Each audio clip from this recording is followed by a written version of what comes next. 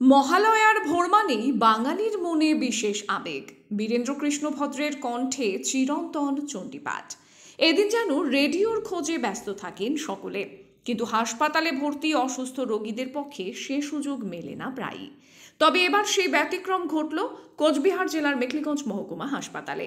রবিবার ভোরে হাসপাতালের শয্যাশায়ী প্রায় 100 রোগী উপভোগ করলেন বীরেন্দ্রকৃষ্ণ ভদ্রের কণ্ঠে মহালয়ার চণ্ডীপাঠ।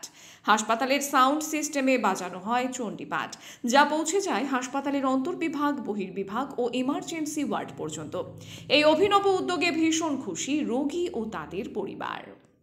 হাসপাতাল সূত্রে জানা গিয়েছে, প্রায় বছর দেড়েক আগে চিকিৎসক ও নার্সরা মিলে হাসপাতালকে উপহার দেন একটি সাউন্ড সেট ও 10টি বক্স স্পিকার।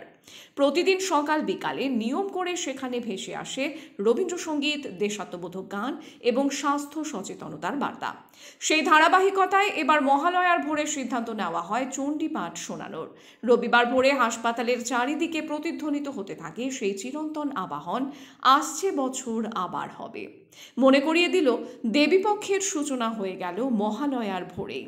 রোগী থেকে শুরু করে রোগীর পরিজনরা সকলেই হাসপাতাল কর্তৃপক্ষের এই উদ্যোগের প্রশংসা করেন। হাসপাতালের সুপার ডাক্তার তাপস কুমার দাস জানান, চিকিৎসার জন্য হাসপাতালে ভর্তি থাকা রোগীরা মানসিকভাবে অনেক সময় ভেঙে পড়েন। তাদের মনোবল বাড়াতেই আমরা এই ধরনের সাংস্কৃতিক ও মনোরঞ্জনের উদ্যোগ নিয়ে থাকি। মহালয়ার ভোরে চণ্ডীপাঠ শোনানো সেই ভাবনারই অংশ। এ যেন এক অনন্য দৃষ্টান্ত।